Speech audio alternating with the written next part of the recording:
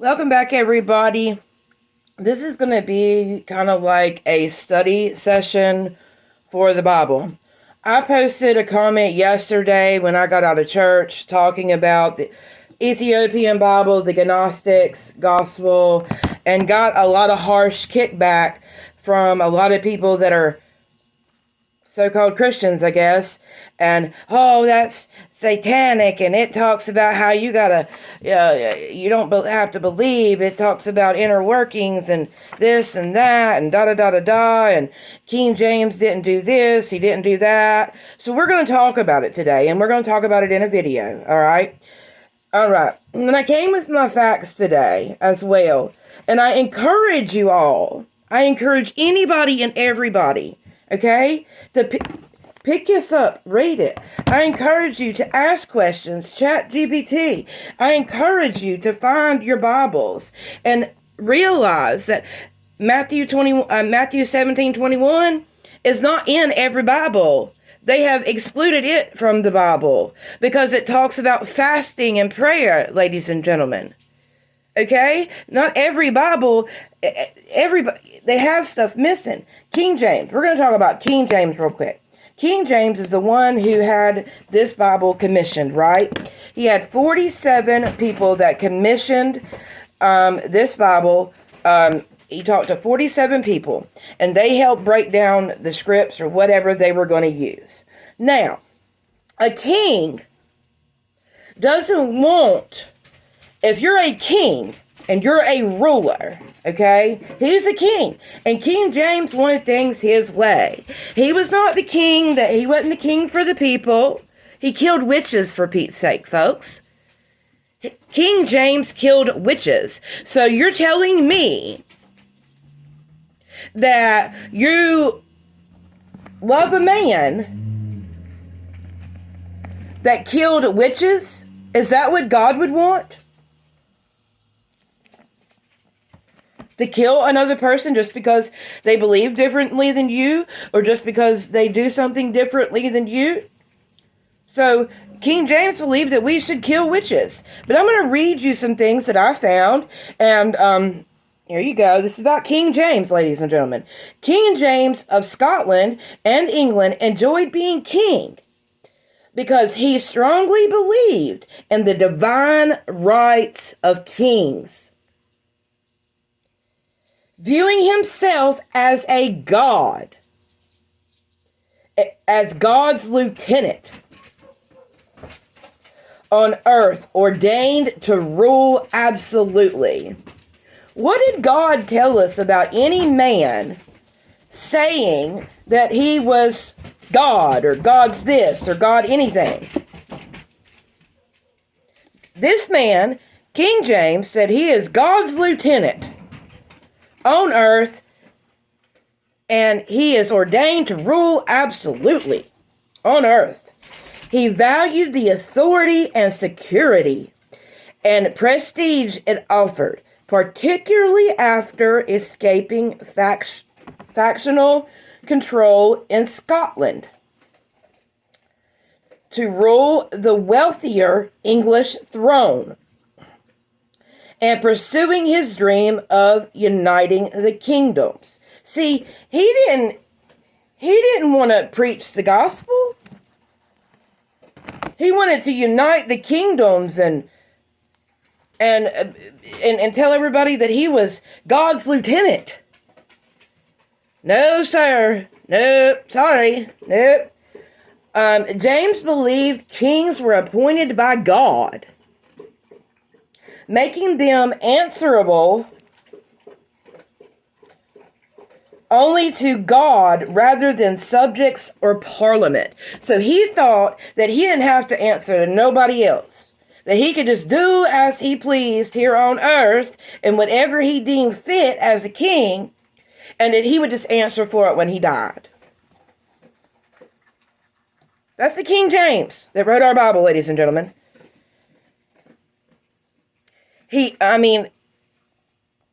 Let's see.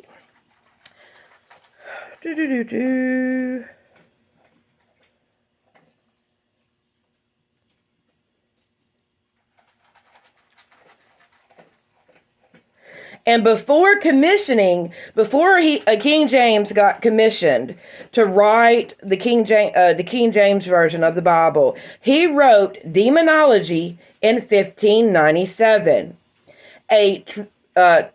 Treatise on witchcraft, magic, and sorcery.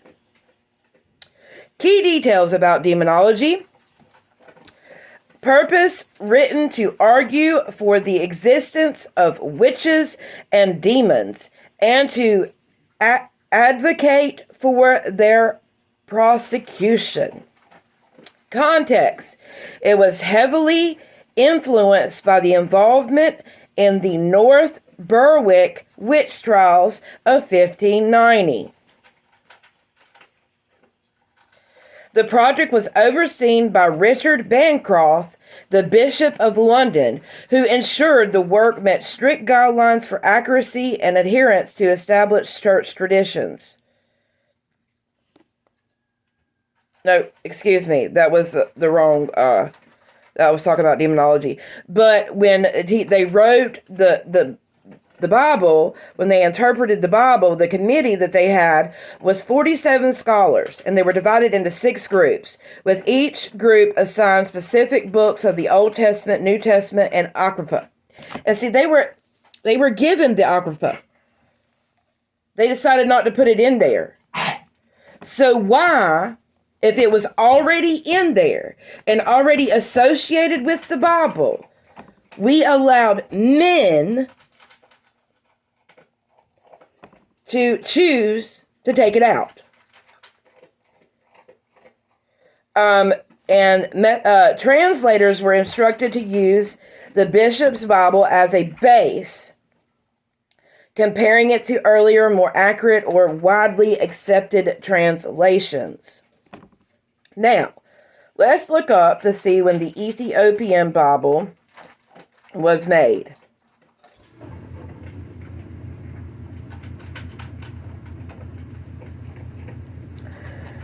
The Ethiopian Bible was written in the ancient Ge'ez language, began translation and computation in the 4th century, after Christianity became Ethiopia's state religion, with early manuscripts like the Garma Gospels dating to the 4th and 6th centuries, making it one of the world's oldest complete biblical canons, preserving unique text like Enoch. While older individual texts exist, the Ethiopian version is remarkable for its early complete tradition and inclusion of the Apocrypha books. And the origin, it was in 4th century. The translation of the biblical text into Ge'ez started after King Eza adopted Christianity, with the earliest translation emerging around the 4th and 5th century. The oldest manuscripts were the 5th and 6th century. The Garma Gospels, considered the world's earliest illustration. Christian manuscripts are from the period with radiocarbon dating, suggesting dates around 390 to 570 AD for different parts. So, last night I had a bunch of y'all coming on here saying But I want to read you something that they start with this, the Gnostic, the complete version. And the preface. I want to read this. I've done a video with this, but I want to read this again. For centuries, the voices contained in this volume have been silenced. Why have they been silenced, ladies and gentlemen? Why? Because we don't align with them? It doesn't align with what we've been told all of our lives? Well, why? Why? Why was this taken out? Why? Because somebody didn't like what it said. But hold on. Fragmented or dismissed as heresy. And yet they endure quietly, echoing through dusty manuscripts, desert caves, and the hearts of seekers who sense that something essential has been left out of the story. Because when you start finding verses in this that are not in it, we got problems. When you start finding verses that are missing in this Bible, Matthew chapter 17, verse 21, I guarantee you not all of your Bibles have it. I guarantee you it skips, because it talks about prayer and fasting, ladies and gentlemen. The Gnostic Gospels offer not just alternative teaching, but an entirely different map of the soul's journey. And I can see why people don't want to accept what's written in here. Because how could that be? You mean to tell me that our works and our inner and our heart and what we feel internally is what gets us to Jesus, not by discipline and this and that and following this, following that? A king likes to rule, and he likes to have people be obedient, right? Why would they want this in the Bible? This says we need to be obedient. The Ethiopian Bible in this says we believe with our hearts and our souls and our mind. It's a lot deeper, ladies and gentlemen. A lot deeper. The Gnostic Gospels offer not just alternative teaching, but an entirely different map of the soul's journey. One rooted in inner revelation, divine remembrance, and the bold idea that salvation begins with knowledge, ladies and gentlemen, rather than obedience. Why would a king make a Bible and they kept the knowledge part out of it and just put the obedience part in it? Why would a king do that? A king does that because he doesn't want to be overruled, ladies and gentlemen. That's why we're in the problem we are today. Think about it. Think about it, ladies and gentlemen. These are not passive texts. They are invitations, provocation, and keys. What you hold in your hands is more than a book. It is a portal into a world where Christ is not only the teacher, but a revealer of mysteries hidden since the foundation of the world. A world where Mary is a voice of divine insight, Thomas a mirror to inner truth, and Philip a keeper of sacred paradox. You may not agree with everything you read here. That's not the point. The point is to remember what was forgotten and to feel what stirs you when you read it, and words that were never meant to be forgotten. These words were meant to be in that Bible. They were omitted by a king and his 47 people that he hired. If a king hires you to do a job and he tells you, no, we ain't putting that in there. They can't believe that they can do it on their own. They gotta follow. They gotta follow rules. They gotta follow. They gotta do A, B, C, D, E, F, G. They can't just believe. They just can't believe that God died for their sins. There's rules to it, and there's reasons a king wanted rules, ladies and gentlemen. Hence, today, while we have you can't make it through a day without having rules. I mean, we're taxed on everything. We got income tax, we got sales tax, we got poopy tax, we got pee tax, we got Tampax tax, we got condom tax, we got baby tax. They tax us on everything, ladies and gentlemen. They want to rule over us where we have nothing. And so it makes great sense as to why the beautiful things in this book and in the Ethiopian Bible are not in ours. And why for so long we have been told, no, this is bad.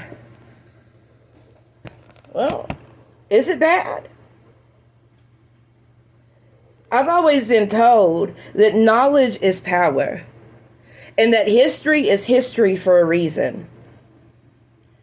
This was written way before me, you, your aunts, uncles, your grandma, grandpa, great, great, great, great, great, great, great. You're going to have to go back years, ladies. This was written. A king decided not to put it in our Bible. And there was reasons. Do we know his reasons? No. We just were told it wasn't no good. Well, why can't we be the decision maker of that? If Thomas spoke to Jesus, I don't understand. Like, is this Jesus different than this Jesus? Because it sure talks about my Jesus in this book, as well as it talks about my Jesus in this book. So why isn't this book okay to go in this book? Because it teaches something different? Because it adds a different layer? And a lot of people say, oh, well, it doesn't teach the same things. Well, Gospel of Thomas, I'm on chapter number 7 of this book right here. I am page number 7. It is like a mustard seed, the smallest of all seeds. But when it falls on tilled soil, it produces a great plant and becomes a shelter for birds of the sky. Mary said to Jesus, whom are your disciples like? He said, they are like children who have settled in a field, which is not theirs. When the owners of the field come, they will say, let us have back our field. There is just so many things in here, for there are 5 trees for you in paradise, which remain undisturbed summer and winter, and their leaves never fall. And whoever becomes acquainted with them will not experience death. What if that is what's beyond the Arctic wall, ladies and gentlemen, where we cannot go? What if that is what is there? And you do know that the Masons, they did have a group of Masons that went as far north to the inner the ice circle, and they went over, and they came back and they told what happened. I can't remember how many years ago it was. I'll have to look at the research. But a Masonic man, or however that works, they can choose to go and open up their own. Well, he went up to the Arctic Circle and done a Masonic thing up there. And they went over the wall. And when they did, they came back, ladies and gentlemen, and they told the head leaders what they saw. And what if everything that's precious is being hid from us because they don't want us to know? What if the tree of life is beyond that ice wall?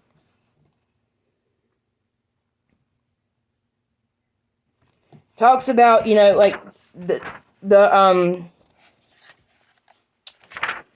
Jack and the Giant Beanstalk. You ever heard that old wives' tale, right? Jack and the Giant Beanstalk? Well, I want to read you something real quick. Hold on, let me get to it. And I'm sorry this is a longer video, ladies and gentlemen, but I really want you to start to think. I want you to think about what's being said to you, why it's being said, and what you can learn from simply just opening up a book. There is no sin in opening up a book and gaining knowledge. There's none, okay? So opening up this book and gaining knowledge, there's nothing wrong with that, ladies and gentlemen. There's nothing wrong with it at all. I can't see what I have created before, and I can't find it in my... I will do another video on that. But I did, let me see if I can find it on my page real quick. I did a video, of a post about Jack and the Beanstalk, and where they cut down the grapevine. And I don't think that I have it highlighted in here. But they cut down the beanstalk. They cut down the stalk. And I can't... Let me look and see if I can find it real quick. Right here.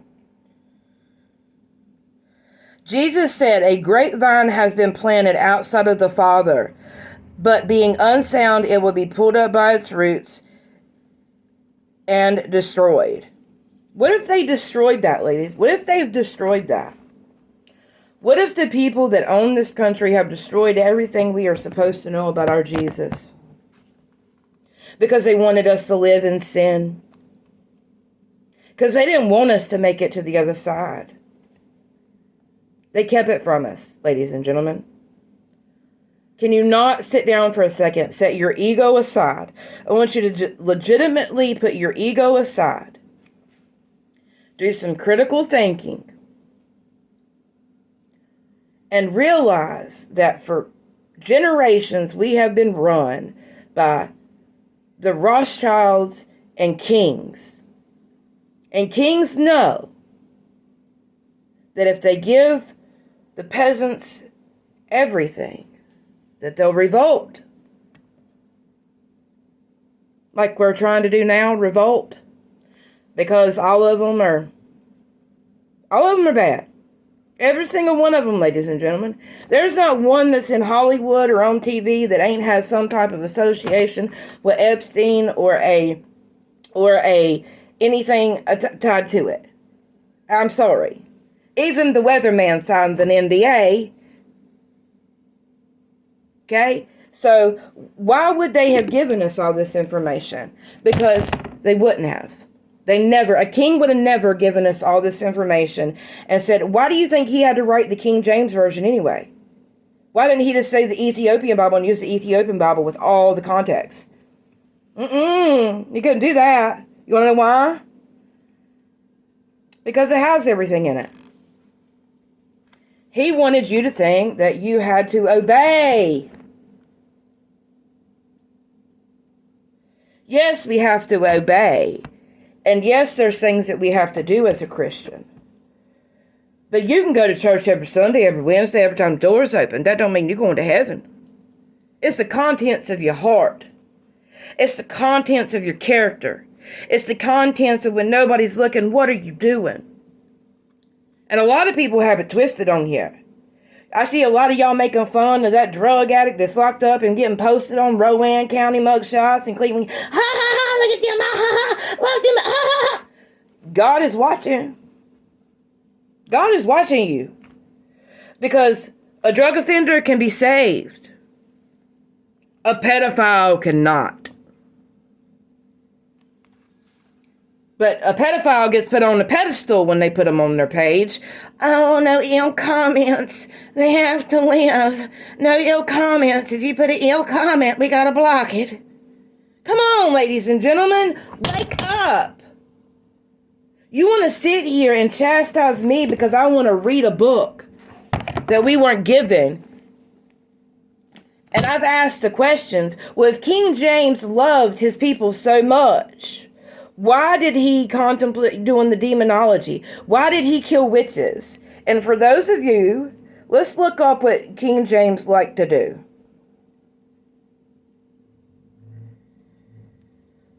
What was King James's favorite thing to do?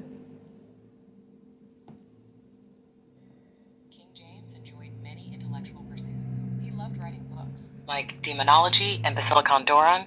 And he also loved theological discussions and studying languages. He was also very interested in witchcraft investigations. Did you hear that? So, and Basilicon Doron is who our elites follow and make blood sacrifices to.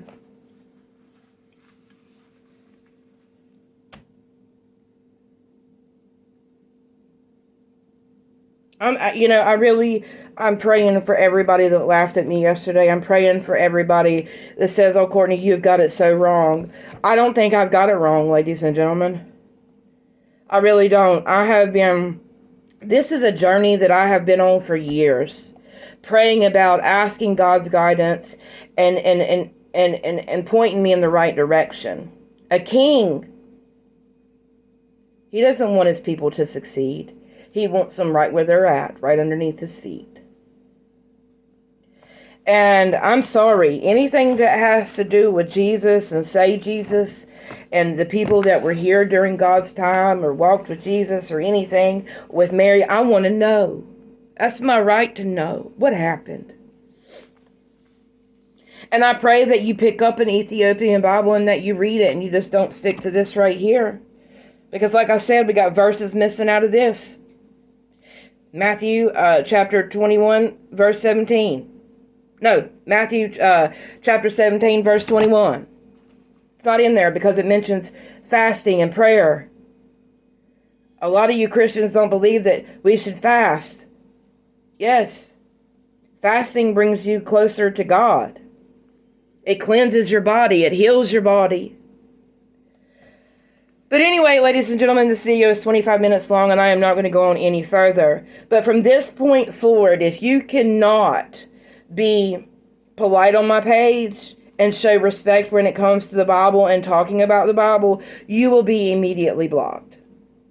Okay? This is your first and last warning.